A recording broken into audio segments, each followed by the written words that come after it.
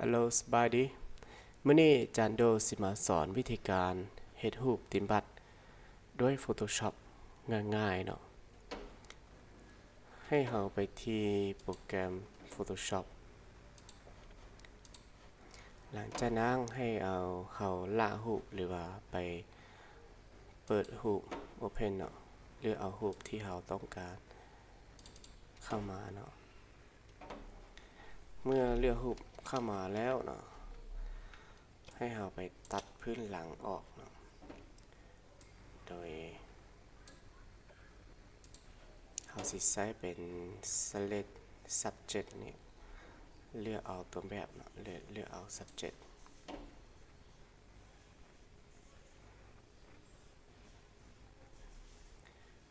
หลังจากเลือก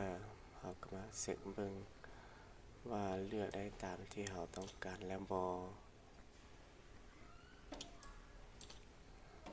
เมื่อเราเบิ่งละเอียดแล้วให้เราไปที่นี้เนาะคลิกใส่มันก็จะลบพื้นหลังออก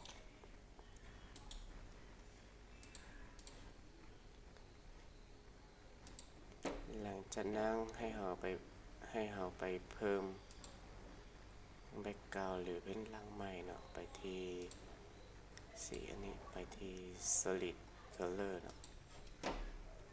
เลือกเอาสี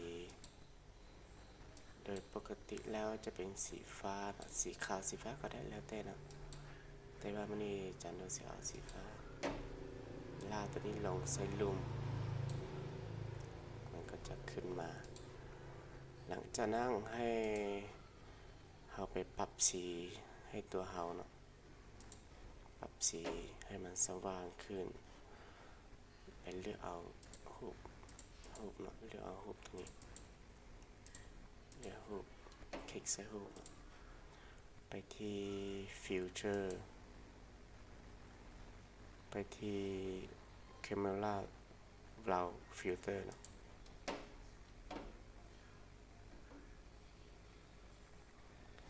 หลังจากนั้นไปปรับสีเนาะปรับเป็นปรับ exposure ขึ้นหน่อยนึง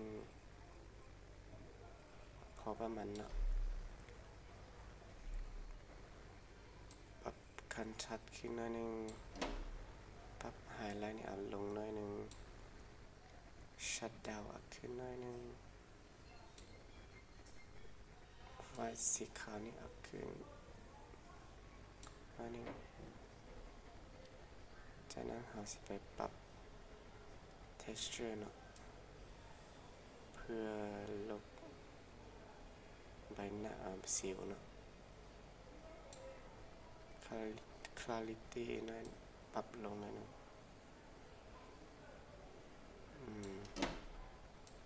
ก้อนเล่นหลังเนาะตรงกลางหลายเติมปรับเป็น DH อันนี้ปรับหน่อยนึงเต็ม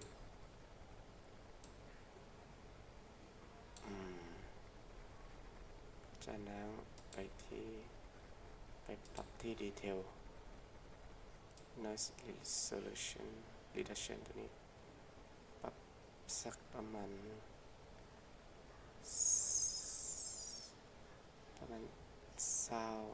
อันนี้ก็ได้จากนั้นไปปรับสีใบหน้านี่ปรับเป็นสีน้ำตาลนี่เป็นสีใบหน้าเราสามารถเลื่อนเบื้องได้เลื่อนตัวนี้ขึ้นสีใบหน้าจะดูสีให้มันสว่างขึ้นเพื่อให้มันดูขาวเนาะแล้วสิปรับตัวนี้ลงหน่อยนึงเต็มสีแดงเนาะลิปเอาสีให้มันแดงน้อยนึงติด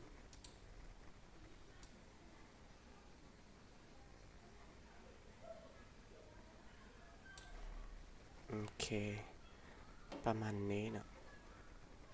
ดูว่าตั้งเป็นอะไรเห็นมันตั้งไหนโอเครู้สึกว่ามัน ใบหน้ามาสว่างเกินไปเนาะสิปรับติดลงหน่อยนึง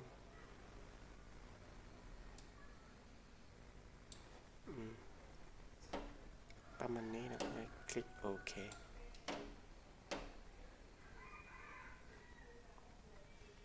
เมื่อเราปรับสีได้แล้วเนาะให้เราไปเอารูปเสื้อหรือว่าไปเอาเสื้อเข้ามาไปที่ไฟล์ไปที่ Open ไปเลือกเอาเสื้อที่เราได้เตรียมไว้เนาะเสื้อตัวนี้ถ้าว่าท่านใดยังบ่ทันมีเนาะเดี๋ยวอาจารย์โดสีเอาลิงก์ไปไว้ในคอมเมนต์เนาะแล้วไปโหลดกันเนาะเลือกรูปเสื้อเนาะคลิก Open หลังจากนั้นให้เราคลิกใส่ Select Subject เลือกเอา subject ที่ apply ลากตัวนี้เนาะลากตัวนี้ไปใส่รูปตัวนี้ปรับให้มันพอดีกับใบหน้า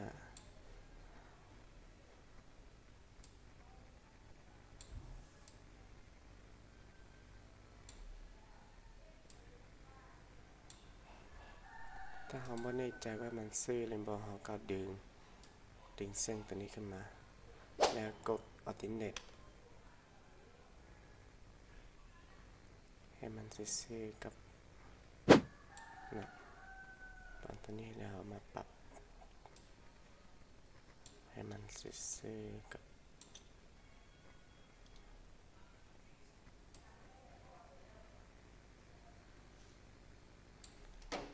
จากได้นี้แล้วเราก็ดับเบิลคลิกซ้ายเมาส์เนาะแล้วไปแล้วไปปรับให้มันพอดีกับคอ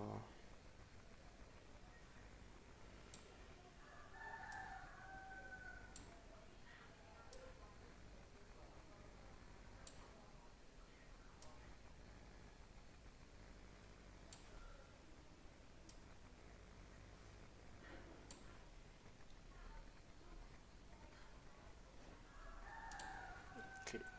โอเคสึกว่ามัน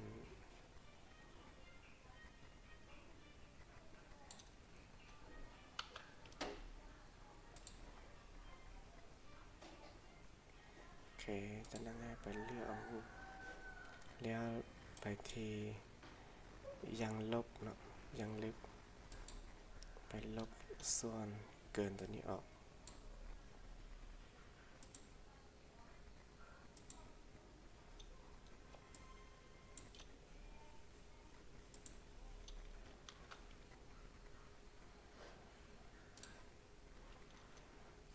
หลังจากได้อันนี้มาแล้วเนาะให้เอากดเนาะ Shift ในคีย์บอร์ดเนาะ Shift แล้วคลิกขวาคลิกซ้ายเนาะคลิกซ้ายตกถึงสุดแล้วกด Ctrl E เนาะเพื่อรวมเลเยอร์หลังจากนั้นเนาะให้เอาไปเลือกเอาขนาดเนาะขนาดตัวนี้เราสามารถกำหนดได้ตามต้องการเนาะตัวอย่างเราสิเอาประมาณ3 คูณ 4เนาะเป็น3 เซนติเมตรคูณให้4 เซนติเมตรเนาะเมื่อได้แล้วเราก็คลิกซ้ายที่รูปภาพก็ปรับให้มันพอดีครับปรับให้มันพอดีกับเสื้อแล้วก็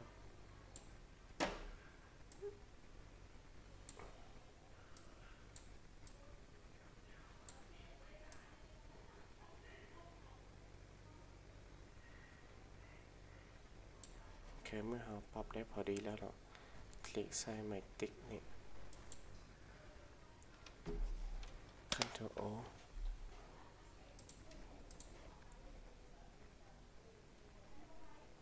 เมื่อเราได้รูปเนาะได้รูปในนี้แล้วเนาะให้เราไปสร้างหน้าเจียใหม่เนาะเป็น Ctrl N หรือว่า New เป็นไปสร้างสร้างหน้าเพื่อจะไปปริ้นออกเนาะไปที่ Print คลิกใส่ Print เลือกไปเลือกเอาเป็น AC คลิก Clear จากนั้นให้เราไปที่ตรงเมื่อกี้เราตัดต่อได้เนาะไปเลือกเอาเป็นเลือกเอาตัวนี้แล้วลากคุมรูปตัวนี้ไว้ปล่อยเนาะแล้วเลือกเป็น Move Tool เนาะคลิกใส่รูปลากตัวนี้ไปใส่หน้าเจียเมื่อกี้เนาะแล้วก็วางเนาะหรืออีกวิธีหนึ่งให้มันไปเลือกเอาตัวนี้เนาะแล้วกดแล้วเลือกรูปตัวนี้เนาะแล้วกด Ctrl V แล้วมาที่หน้าเจียใหม่กด Ctrl V ก็ได้คือกันนะ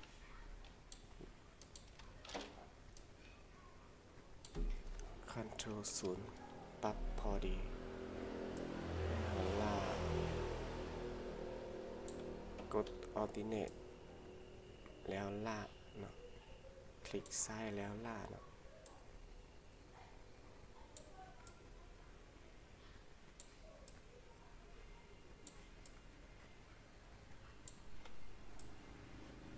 ลากคู่กด Alternate คลิกซ้ายค้างไว้ลากลงเพื่อเป็น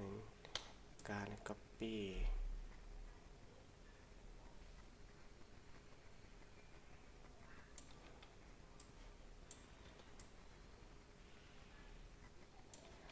โอเคเมื่อได้อย่างนี้แล้วเนาะให้เราพิมพ์ได้เลยไปที่ไฟล์ไปที่ Print หรือ Ctrl P ไปเลือกปรินเตอร์ที่เรามีเนาะเป็นเลือกปรินเตอร์ที่เราได้เสียบไว้กับคอมตัวอย่างครับจันโดสีเลือกเป็น Canon G331 แล้วไปตั้งค่าให้เป็น AC เนาะตั้งตัวนี้ให้เป็น AC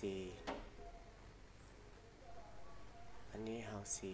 ปริ้นรูปเราสีปริ้นเป็น Photo Printing เลือกเป็น Photo Paper Plus Glossy 2 เนาะ AC Print Quality นี่ให้เราเลือกเป็น High เนาะหรือว่าสูงเนาะคุณภาพเนาะเพื่อจะได้รูปที่คมชัดเนาะคมชัดดีเนาะจากนั้นคลิกโอเคแล้วเราก็ใส่เจียลงในปรินเตอร์แล้วก็สามารถปริ้นออกมาได้เลยเนาะ